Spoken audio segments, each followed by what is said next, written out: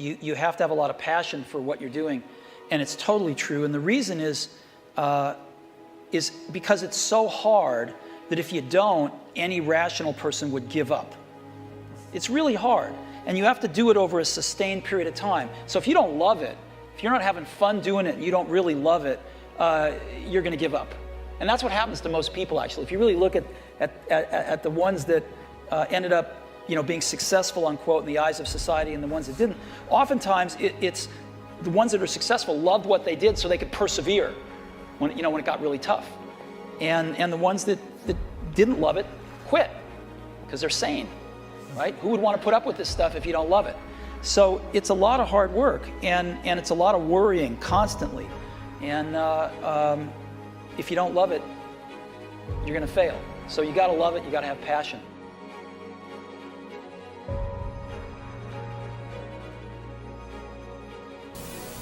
When you grow up, you tend to get told that the world is the way it is, and your life is just to live your life inside the world, try not to bash into the walls too much, try to have a nice family life, have fun, save a little money.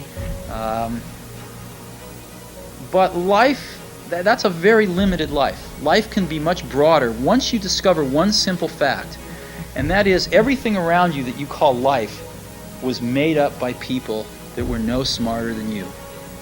And you can change it. You can influence it. You can build your own things that other people can use.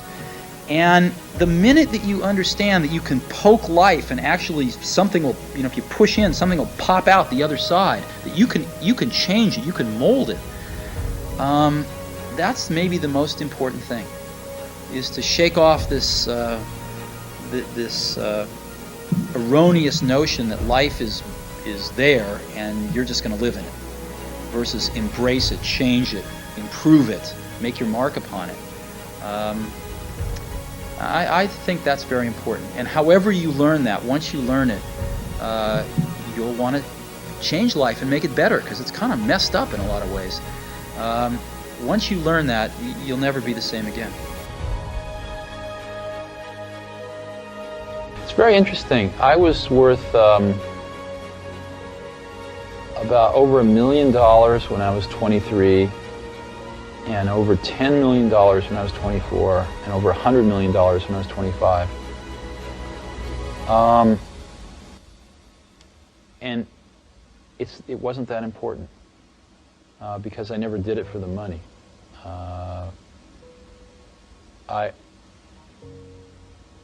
I think money is a wonderful thing because it enables you to do things. It enables you to invest in ideas that don't have a short-term payback and things like that. But especially at that point in my life, it was not the most important thing. The most important thing was the company, the people, the products we were making, what we were going to enable people to do with these products. So I didn't think about it a great deal. I never sold any stock, and just really believed that the company would do very well over the long term.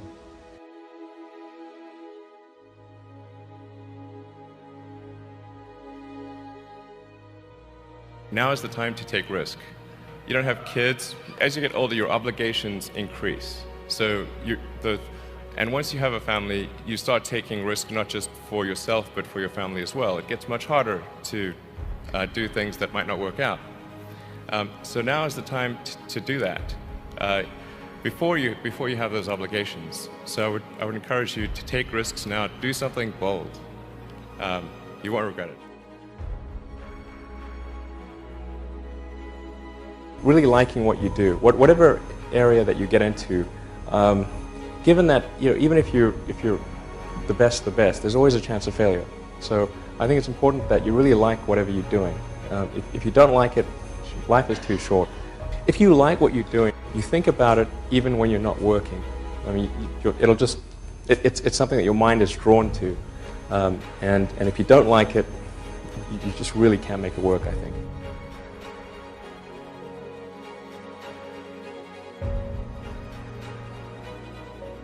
You focus on signal over noise. A lot of companies get confused. They spend money on things that don't actually make the product better. For example, at Tesla, we've never spent any money on advertising. We put all of the money into R&D and manufacturing and design to try to make the car as good as possible. I think that's the way to go.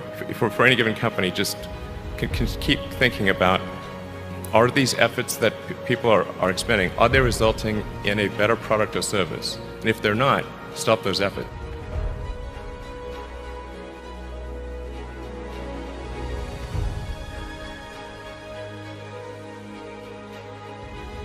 You know, personally, I think every time's a perfect time to start a business. There's no bad times.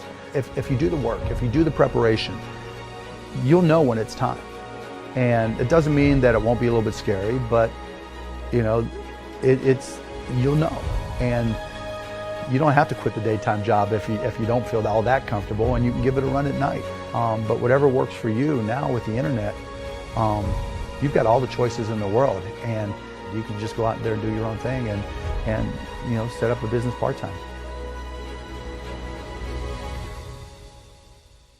Passion I've always had for business and being an entrepreneur that transfers into the Mavs. I've always been passionate.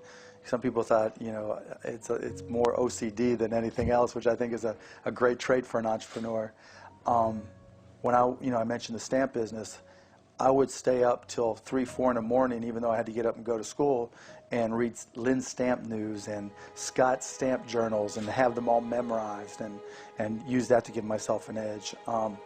Even when I was in college, I'd be in the library reading business books and just looking for business biographies and just reading all I could about business. When I had Micro Solutions and, you know, I started with no money, you know, I'd pull all-nighters in front of borrowed computers, teaching myself software and how to program.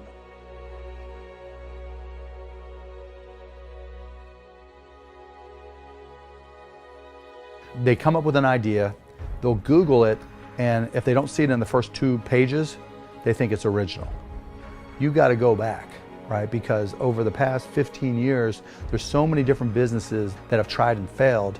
You have to go back and find those and learn from those. So you've got to understand all the implications, and you have to learn from history. And so the best advice I can give you on a video before talking to you or emailing with you is that you've got to find out the history of people who have tried your idea, because there's a 99.99999% chance that your idea has been tried before.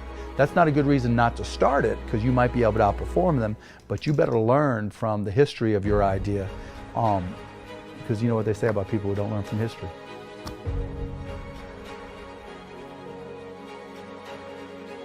The most important thing about running a company is to remember all the time what a company is. A company is simply a group of people, and as a leader of people, you have to be a great listener, you have to be a great motivator, you have to be very good at praising and looking for the best in people.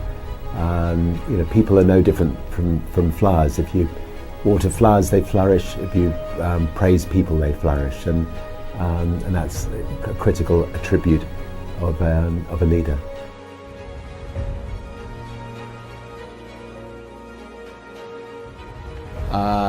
I've never actually thought I was, starting a company as such. I just saw situations as I travelled in life where I felt I could improve on the way things were being done by other people. So, one of my favourite phrases is "screw it, let's do it," and I've used that phrase a lot of times. And we just love going in and trying to shake up industries and doing it better than it's been done before. The New York Times did a review, and they did some market research, and they said, first of all, with a name like Virgin, it's not going to go the whole way. But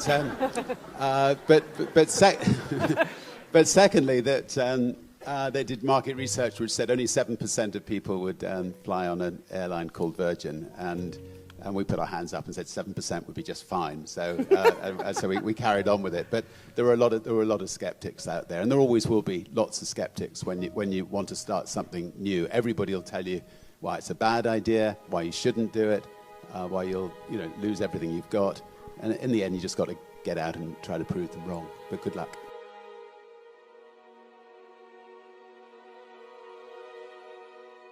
When I graduate from universities, and before I, for 3 years I tried to fill in the universities.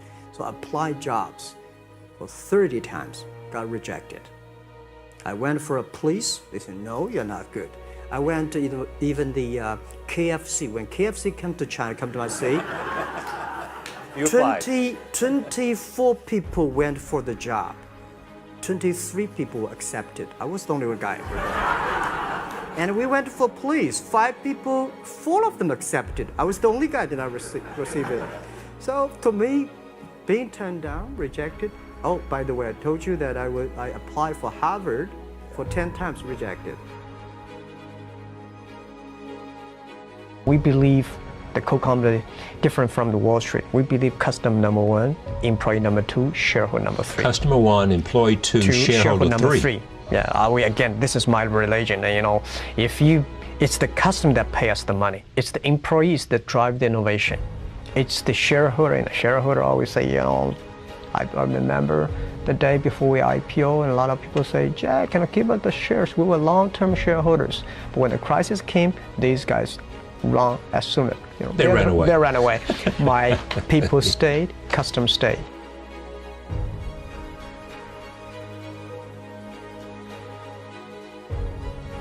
When most people complain, where the opportunity is.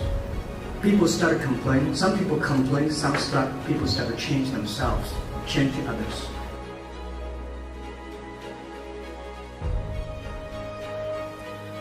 People really, if you really think about it, people want to do business with people they like. I mean, every now and then you'll do a deal with the devil, but you don't really like the devil, but you do it sometime. But you'd really much rather do business with somebody you like, somebody who shares your value, somebody who is committed to the same objectives you are, somebody who's willing to work as hard as you are. And when you find those people, those are the people you want to bring under your tent to be part of your business objective. And you've got to do that by, sort of presenting yourself in a way that people clearly understand that you are committed to creating value. Business people want to create value. It doesn't mean they don't want to have fun, doesn't mean that they don't want to be involved in other kinds of things, but if you can go to someone and convince them that I can help you create value, and by your ability to articulate that and to communicate it, and to give people the impression that you will work as hard as they will to create that value, you're going to find people wanting to come to you.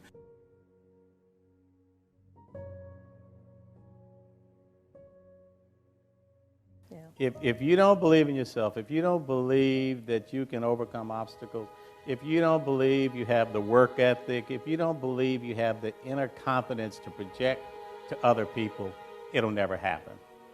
Because part of starting a business is not only having the vision of an idea, you've got to build around you a team of stakeholders who believe in you. People follow leaders. People invest in leaders. People support people who have a vision and are willing to and are able to articulate it, and not just the ability to, a lot of people got a good gift for gab. It's the ability to convince people that you're going to be part of something that's going to be successful. You're going to share in the success. It's going to be beneficial to you and your family in the long run. You're going to be respected for what you contribute, and you're going to have an opportunity to fulfill your own dreams consistent with the dreams of the person you're working with. If you can convey that sense of confidence and that sense of leadership and focus on giving people an opportunity to grow and be successful with you, you're going to have people, and I mean really smart people, coming to be a part of what you do. Imagine a group of people go to a restaurant and they start eating. Well, they don't have enough money to pay the bill. So when the waiter comes with the bill, they don't want to pay it. They don't want to make the sacrifice of paying. So they keep ordering. And that's what we're doing. We just keep piling on debt and keep piling on costs. because we don't want to make the hard choices.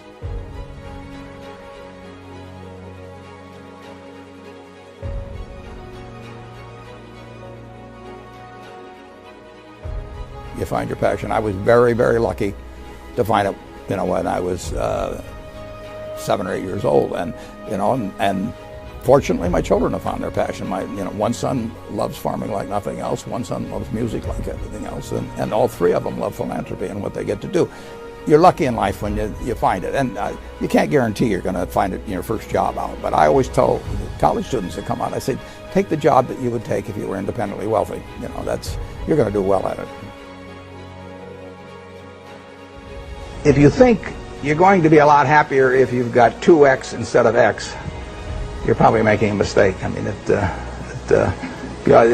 you ought to find something you like that works with that, and you'll get in trouble if you think that making 10x or 20x is the answer to everything in life, because then you will do things like borrow money when you shouldn't, or maybe cut corners on things that your employer wants you to cut corners on. Or it just doesn't make any sense. You won't like it when you look back on it.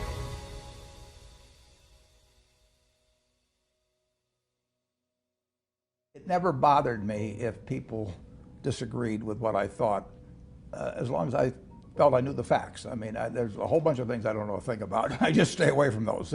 So I stay within what I call my circle of competence. You know, Tom Watson said it best. He said, I'm no genius, but I'm smart in spots, and I stay around those spots. Well, I try and stay around those spots, and I just don't have a problem if somebody says, you're wrong on something. I go back and look at the facts, and I think that really is much more important, frankly, than having a few points of IQ or having an extra course or two in school or anything of the sort. You need emotional stability.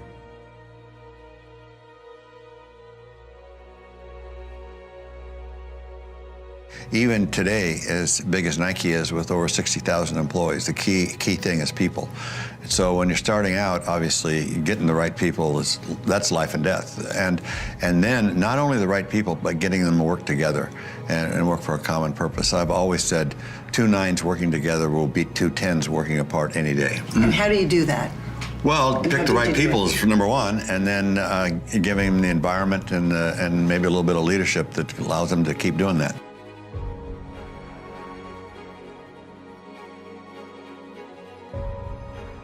Important thing is there's 2 sides. There's really sort of the intellectual or mental side. You have to pick a business that has a niche. You have to have a reason to succeed. You have to be something like we were doing, say, Japan can beat Germany in manufacturing of this type of a product. That was the niche, really. And then on that, you just have to have a total and complete passion, because there's going to be so many dark moments. I think the dark moments are true for any entrepreneur or any startup company. I'm sure that you talk to Steve Jobs and Apple, you'd see many, many dark moments. Ours happen to last a little longer than most of them, but you really emotionally have to be prepared for those dark moments.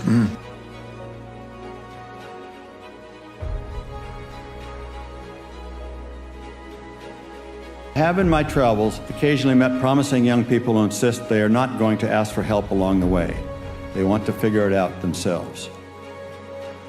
Mine was the opposite approach. It is hard enough out there. Get all the help you can.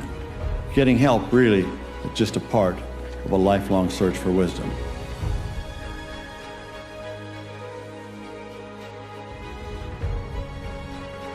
One of the things I see in new businesses is they're often looking for perfection. And I think this is a really big mistake. I think you ought to be looking for experiments, and quick experiments. And it's okay to have little failures. And what you want to do is learn as much as you can very quickly, and try things. And certainly when we were a small business, we'd go out and try all sorts of things to find what would work.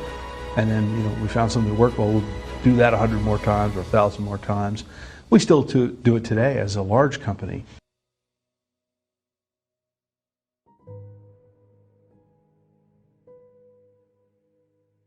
One of the things that people do instinctually when there are tough times is they kind of do nothing.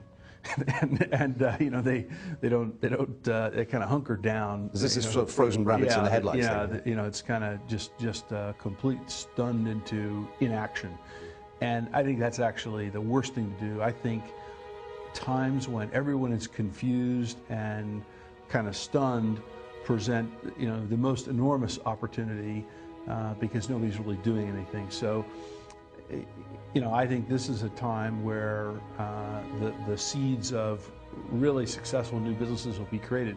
In fact, if you look in our industry, which I'm most familiar with, the greatest companies kind of came out of and were formed in some of the most difficult times in the industry, when no one was really looking and everyone thought the whole thing was going to go south. All of a sudden, a whole new breed of companies emerged. So, for example, if you look at when Dell was formed in the early 1980s, 1984, this was a pretty dark time in the U.S. economy. The personal computer industry had just gone through a big down cycle, and the prevailing wisdom was that all electronics would be dominated by the Japanese. Yeah. And that we had this big boogeyman called the Japan Inc., and that no one could compete with Japan Inc., and especially in something like computers. Well, that turned out to be completely wrong, and there was enormous opportunity, and huge waves of productivity were unleashed with the computer industry flourishing.